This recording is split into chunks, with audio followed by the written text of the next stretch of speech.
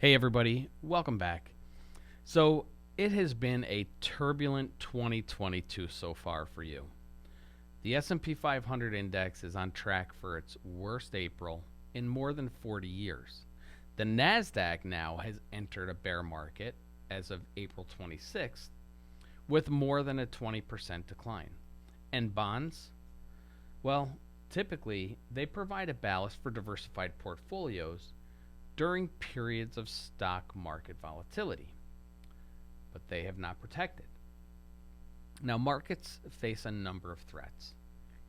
The COVID 19 pandemic has contributed to a disappointing start to the year for the U.S. economy, as evidenced by the report on April 28th saying that our GDP, our gross domestic product growth, was down negative 1.4%.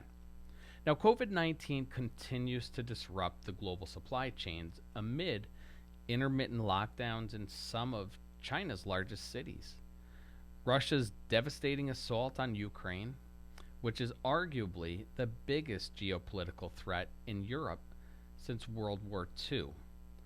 Now, that's added to the worst inflation problem in the U.S. since the 1970s. The bond market is pricing in 9 more Federal Reserve rate hikes. Now, after looking for only 3 this year when it first began, that's a lot for investors to digest. But during a market correction, it's easy to forget that market volatility is actually quite normal. Let me share with you a couple of points that I believe are very valuable and will help you glean some knowledge from the past into today to help us get through a period such as this.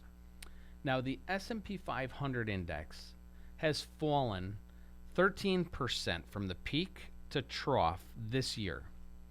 Now, that's still below the 14% average of all years. Now, as I've been saying, midterm election years, very challenging. So during midterm election years, the average stock market correction is 17%.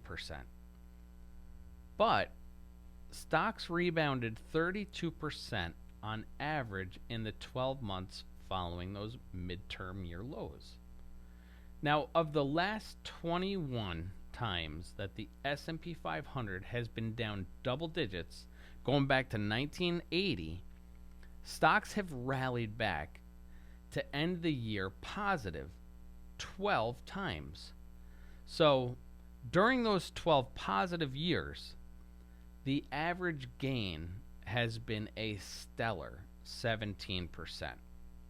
Now, I will admit a double-digit gain for 2022 is unlikely, but a U.S. consumer willing and able to spend, which makes recession unlikely in the near term, and steadily rising corporate profits still make a positive year for stocks in 2022, more likely than not, in my opinion.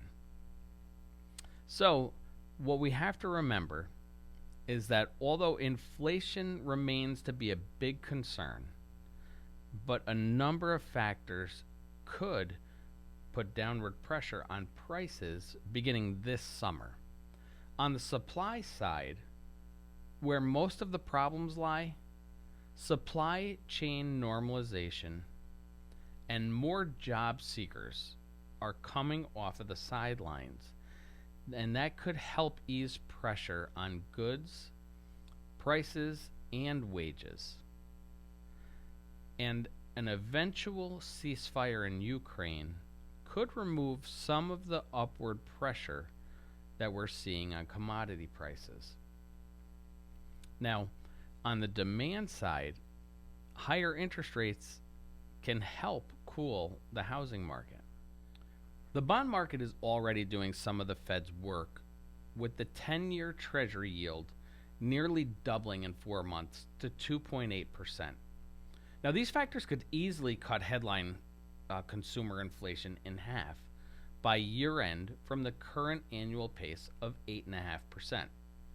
Now, the outlook for corporate profits remains quite positive, and it may help prevent stocks from pulling back much further.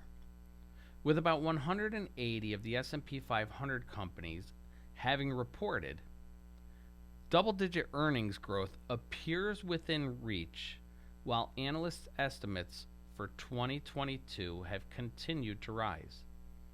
These numbers are excellent considering slow economic growth, supply chain disruptions, and inflationary pressures.